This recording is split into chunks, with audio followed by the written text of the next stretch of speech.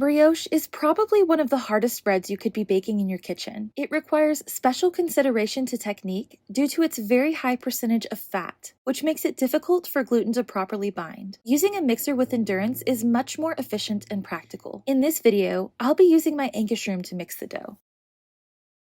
First, make a sweet starter.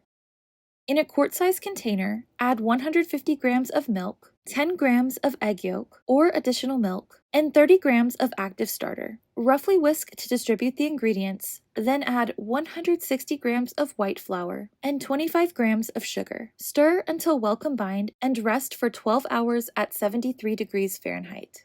For an explanation of this starter and each ingredient in it, please reference my website, which is linked in the description below.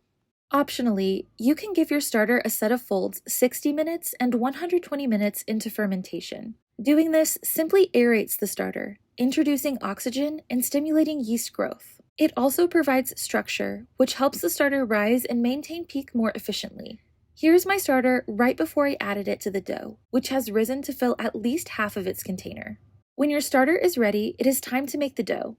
First, make sure your butter is at room temperature. Very cold butter will not incorporate easily into the dough, but butter that is too warm will make the dough greasy during mixing. The butter should still be firm, yet soft. It should indent and slice easily. Slice the butter into half-inch thick pats and set aside while you prepare the remaining ingredients. To the bowl of a stand mixer, add 500 grams of high-protein bread flour, 60 grams of sugar, and 10 grams of salt. Give it a quick whisk to combine, then add 250 grams of egg, 125 grams of cold milk, and all of the sweet starter.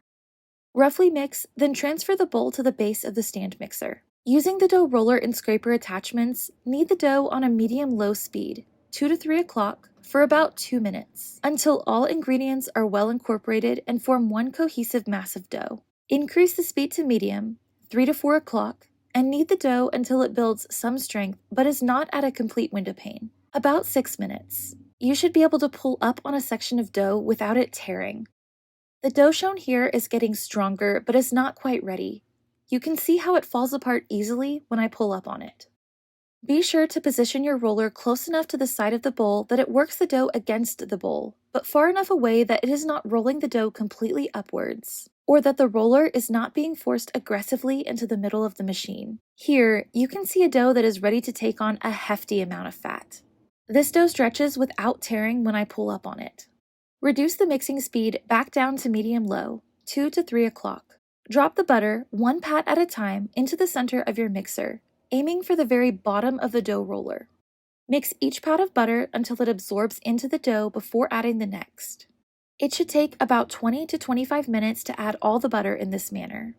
Pause mixing and scrape down the roller and scraper as necessary. It is important to note that the dough temperature should not exceed 78 degrees Fahrenheit. Friction factor is minimal when using an Ankarsrum mixer. My dough has never exceeded 75 degrees Fahrenheit, even after 30 to 40 minutes of mixing time. You can check your dough's temperature using an instant read thermometer. After all the butter has been incorporated, check your dough for a window pane. If you can easily stretch the dough to a see-through consistency without it tearing, you are finished mixing the dough. If the dough tears easily and will not stretch, increase the mixing speed to medium, 3 to 4 o'clock, and check the dough every 1 to 2 minutes until you have achieved a clear window pane. Scrape down the sides of the mixer and perform a few coil folds to gather the dough into a cohesive mass. Then transfer the dough to a 3.75 quart glass bowl or plastic container with a lid. Let the dough rest until it reaches the top of the container, which is almost triple in size. Be mindful of fermenting temperatures. The temperature needs to be warm enough to ferment the dough properly, but cool enough that the butter does not begin to melt or become greasy. 70 to 70 degrees Fahrenheit is ideal for this dough. Place the dough in the refrigerator for 2 or up to 12 hours. Cooling the dough is necessary to keeping the butter manageable during shaping. The longer the dough is in the fridge, the more complex the flavors of your brioche become. To avoid a sour flavor in this recipe, I recommend no more than 12 hours of refrigeration time. Prepare 2 1-pound loaf pans by brushing all over with softened or melted butter. Remove the dough from the fridge and divide it into 2 sections, approximately 735 grams each. Place one section back in the refrigerator while you shape the first loaf. While there are many options for shaping brioche, here are 2 of my favorites. For the first option, divide the loaf into 8 sections, approximately 90 to 92 grams each. Shape each section into a round by tucking all the ends underneath. Then, by moving a cupped hand really fast in a circular motion over the dough to form a tight round. Transfer each section to your greased loaf pan to proof.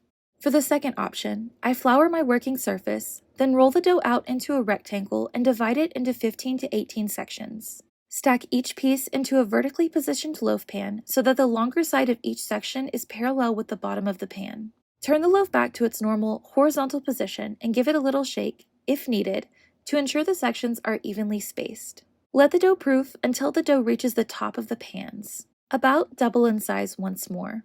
Bake the brioche loaves for 35 to 40 minutes at 400 degrees Fahrenheit, or until the internal temperature registers 200 degrees Fahrenheit. And that's it. Sourdough brioche. For more information about this recipe, including the why behind every ingredient and step in the process, please reference my website, linked in the description below. Thanks so much for watching. If you liked this video, be sure to give it a thumbs up and subscribe for more.